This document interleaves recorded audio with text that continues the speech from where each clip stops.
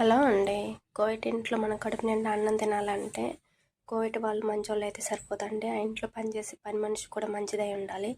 కొంతమంది కోవిడ్ వాళ్ళే మంచోళ్ళు ఉండరు. మేము తినేదాకా మీరు తినకూడదు, మేము తినిన తర్వాత మిగిలిన అన్నం మాత్రమే మీరు తినాలని చెప్పేవాళ్ళు ఉంటారు. కొంతమంది అలా ఏముండదు, వండిన తర్వాత మీరే తినండి, మాకు ఆకలైనప్పుడు మేము తింటాం అని చెప్పేవాళ్ళు ఉంటారు. కానీ పని మనుషులు ఉంటారు. కొంతమంది మంచోళ్ళు ఉంటారు, కొంతమంది చెడ్డోళ్ళు ఉంటారు.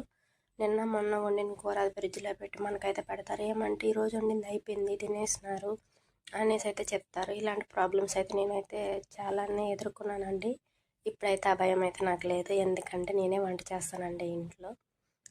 నాకు వంట అయితే వచ్చు. కోవిడ్ వాళ్ళ వంట నేను నేర్చుకున్నాను కాబట్టి ఇప్పుడు నేనే వంట చేస్తాను. ఇంట్లో ఇంకొక పని మనిషి కూడా లేదనమాట. నేనే వంట చేస్తాను, నేనే క్లీన్ చేస్తాను. చిన్న ఫ్యామిలీ అనమాట. పెద్ద ఫ్యామిలీ అనుకో ఖచ్చితంగా ఇద్దరు పని మనుషులు ఉండాలి. Thank you for watching. Please support. Hello అండి. కోవిడ్ ఇంట్లో మనం కడుపు నిండా అన్నం తినాలంటే కోవిడ్ వాళ్ళు మంచోళ్ళు అయితే సరిపోదండి. ఆ ఇంట్లో పనిచేసే పని మనిషి కూడా మంచిదై ఉండాలి. కొంతమంది కోవిడ్ వాళ్ళే మంచోళ్ళు ఉండరు. మేము తినేదాకా మీరు తినకూడదు, మేము తినిన తర్వాత మిగిలిన అన్నం మాత్రమే మీరు తినాలని చెప్పేవాళ్ళు ఉంటారు. కొంతమంది అలా ఏముండదు, వండిన తర్వాత మీరే తినండి, మాకు ఆకలైనప్పుడు మేము తింటాం అని చెప్పేవాళ్ళు ఉంటారు.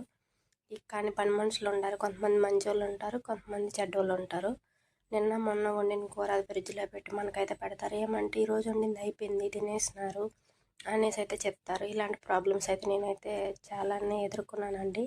ఇప్పుడైతే ఆ భయం అయితే నాకు లేదు, ఎందుకంటే నేనే వంట చేస్తానండి ఇంట్లో. నాకు వంట అయితే వచ్చు. కోవిడ్ వాళ్ళ వంట నేను నేర్చుకున్నాను కాబట్టి ఇప్పుడు నేనే వంట చేస్తాను. ఇంట్లో ఇంకొక పని మనిషి కూడా లేదనమాట. నేనే వంట చేస్తాను, నేనే క్లీన్ చేస్తాను. చిన్న ఫ్యామిలీ అనమాట. పెద్ద ఫ్యామిలీ అనుకో ఖచ్చితంగా ఇద్దరు పని మనుషులు ఉండాలి. Thank you for watching. Please support.